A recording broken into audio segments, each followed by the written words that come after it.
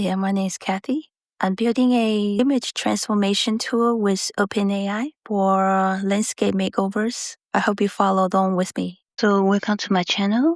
So today we are going to implement this search box here so that when the user type in a free term can just filter out the image and search the kind of keyword they wanted. So with this search box, again, we are going to look at the thought process behind designing such a feature and also the implementation of the actual React code.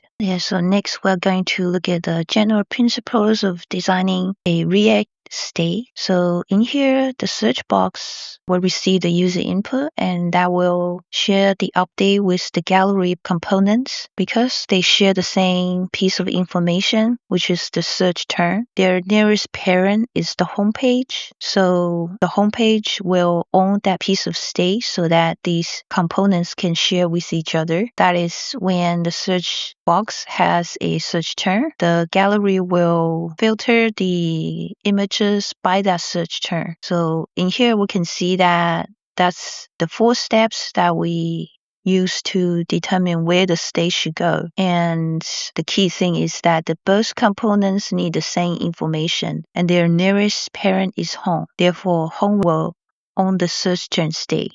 So we'll put the state in the home component. We will set that to use empty for now initially, and then we will pass this function to the search box, which is we pass the state down to the children, and then we pass also a function to it just so that it can call this function whenever it needs to update the state, just so that it's not updating that state by itself. So this is one of the React features to stop two direction data flow. It's only one direction, which is parent will pass the information down by its property, by using property, and the children will propagate this information by calling a function only. So it is controlled access to the local state. So we will do that. We'll pass this function down and then we will go to search box to receive this information. We'll say that on search change, maybe might be more descriptive. So that just means that the search term change in order to make this type safety,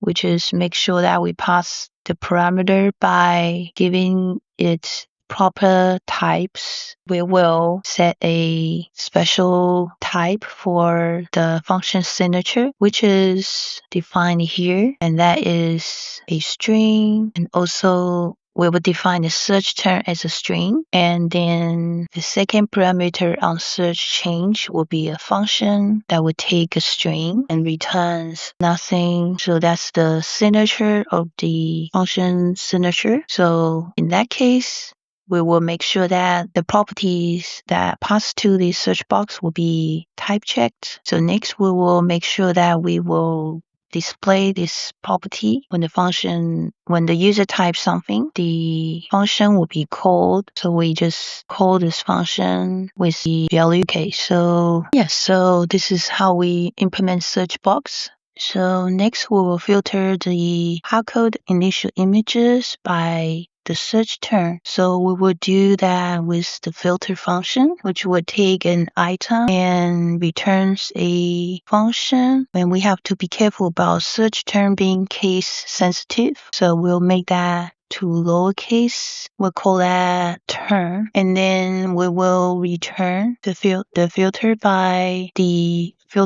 title or the subtitle. So if we transform that to a lowercase and to have that includes the search term, or its subtitle to lowercase and includes that search term. So put back the brackets. So that will filter I'll just tidy this up. So that will filter the image, the items that includes those search words. And then for each of these items, we will draw the image car, and with the key being the item title. This is probably not the best way at the moment for key. We probably need ID, but we will do that a little bit later. And using the spray operator to make sure that each of these object fields are passed in as a name parameter to the image car. So after that, we should be able to see the result of